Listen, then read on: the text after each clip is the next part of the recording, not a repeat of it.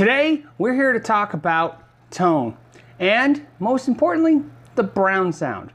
Well, when we gear freaks kind of chase tone, we pick certain historical moments in time and go after that sound.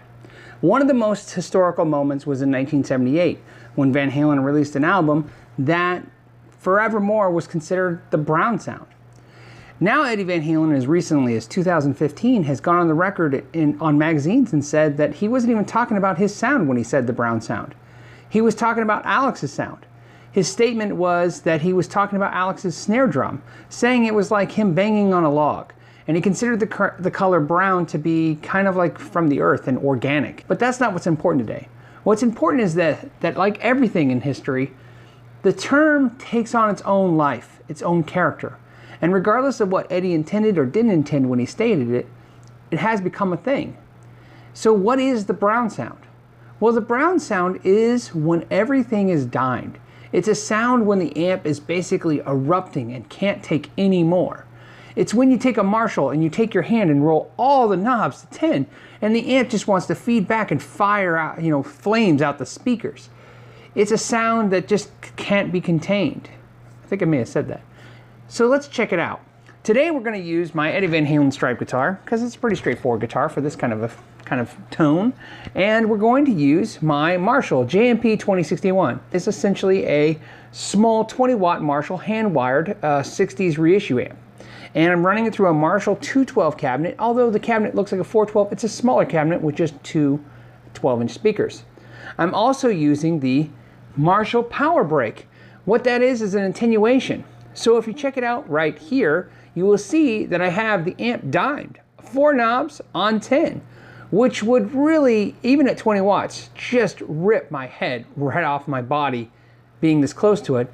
But with the Power Break, you can see here, attenuating it, in other words, not allowing all of that wattage to get to the speakers, it is very tolerable. So let's do some sound clips.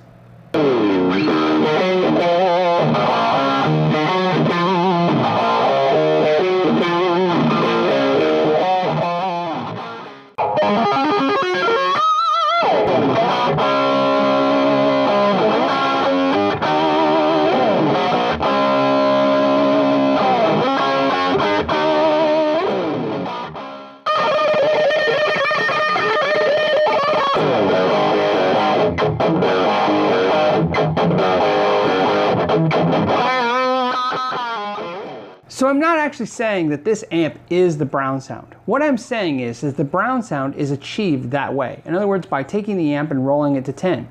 Now, if you can't do that because it's too loud, you need to look at some kind of way to attenuate the amp. In other words, drive the amp as hard as possible and attenuate it. You need to make sure that you have the right kind of amplifier to do that too. A Marshall amp is more suited for it than, let's say, a Fender amp. A Fender amp will give you a different type of sound when you attenuate it than this particular sound. Now there's tons of pedals on the market that say that they kind of mimic the sound, but keep in mind whether you feel they do or don't, all you're trying to understand is you want to feel like the amp is just roaring, like a car with the gas pedal to the floor, out of control, feedback, just as hard as it can go, because that's what they had then.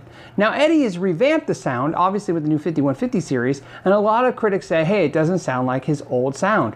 Well, I think he's basically said that. He just likes that kind of fiery inferno kind of tone, so the new amps just give him that without basically having to crank them to 10. So essentially, it's going to achieve the same kind of feeling without creating the same kind of sound. That out of control, you have a lot of sound, you have to control it kind of sound. So that's just a cool, interesting way to check out how to make the Brown sound. As always, thank you for spending time with me today, and know your gear.